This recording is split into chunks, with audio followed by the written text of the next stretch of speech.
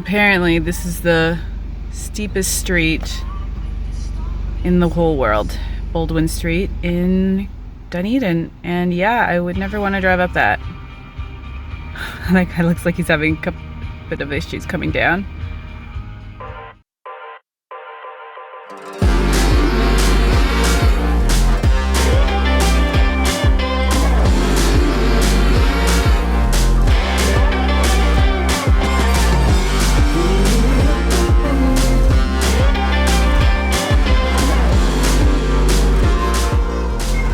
Check it out, the tourists are coming. Whew. This is one tourist that, yeah, has had a workout just walking up this. And that's it for Dunedin. Off to the next spot. But I can't pull back. Though I try to resist, I can't fight this.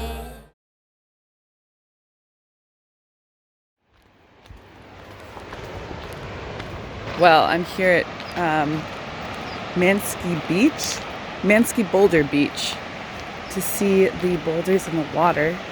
Beautiful sunrise this morning.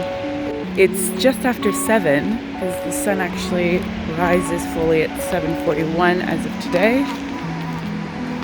But yeah, here we go. Beautiful start to the morning.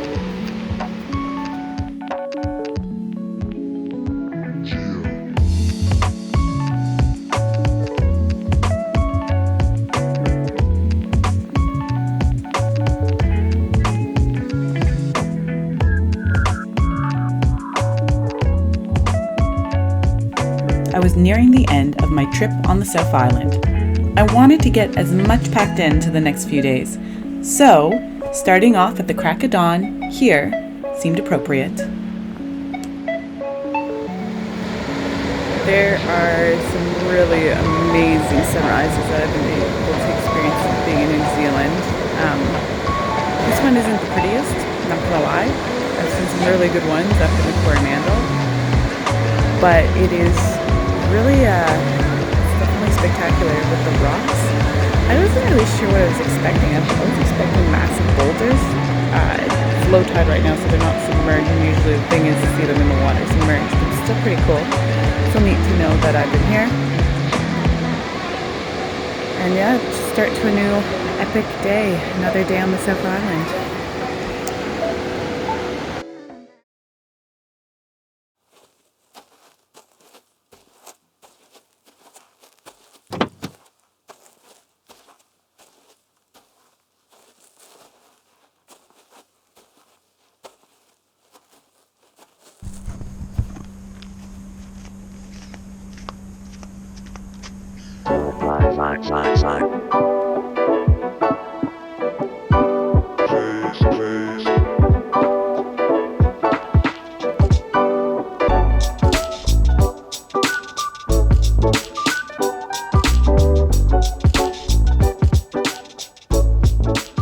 Another must-have stop for me was Oamaru, New Zealand's best-preserved Victorian streetscape. With its cobblestone streets and old stone buildings, I felt like I had stepped back in time.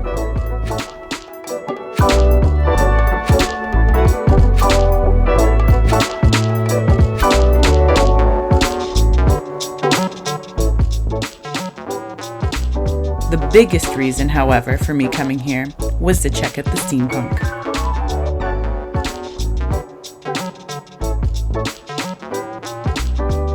So, apparently, this town not only does its steampunk festival every year, but they also have a Victorian festival. So the shop that I was just in was all Victorian outfits that you can hire for the day or for the week or whatever you decide to do. Yeah, kind of interesting. I guess the steampunk and the Victorian kind of somehow are separate, but somehow together, and I've got to do some research on this. After looking into this a bit more, my best description of steampunk would be a mashup of Victorian style meets the 19th century industrial steam-powered machinery. It really does give it that futuristic, scientific feel.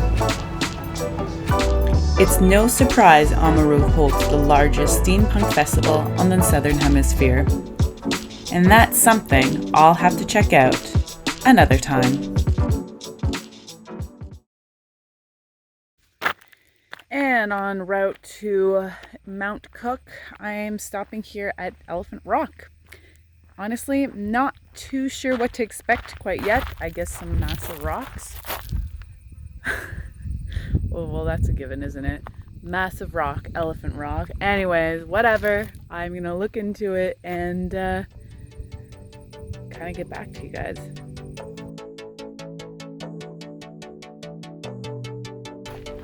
To get to Elephant Rock, you'll need to take a short walk through farmland. The area that Elephant Rock is located is small and can be easily walked around in 10 to 15 minutes. You may even be joined by some resident sheep.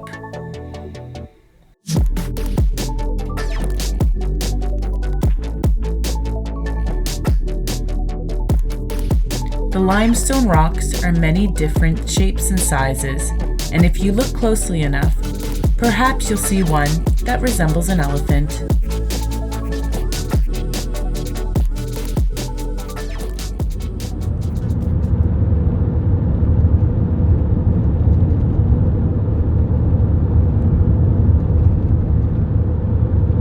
And I've just entered into the Mount Cook National Park. New Zealand, around every corner, there's always something very spectacular. Mount Cook is the tallest mountain in New Zealand, and as such, is seriously impressive.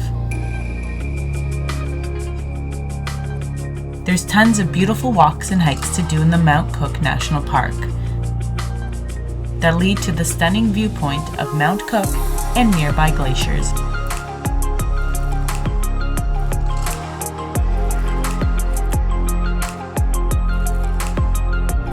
I'm here on the Hooper Valley Trek.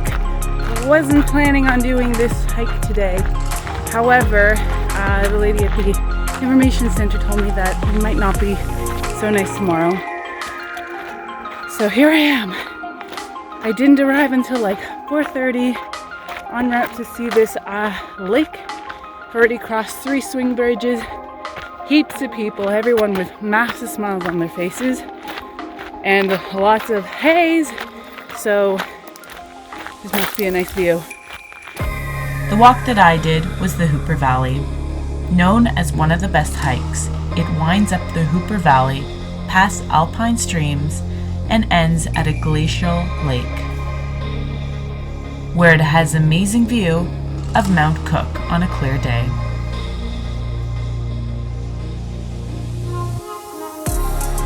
So there's bits of icebergs in the water, which I think came off of the glacier, which is just right there.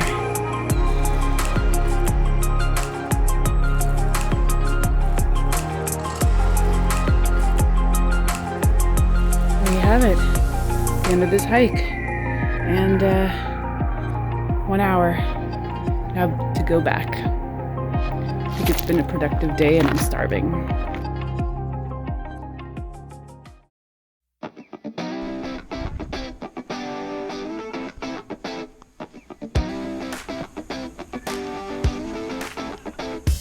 And just like that, another chapter had come to an end. It's crazy to think it's been a year since this road trip, and it took me this long to document. So what's next for So Long Girl? Guess you'll just have to stick around to find out.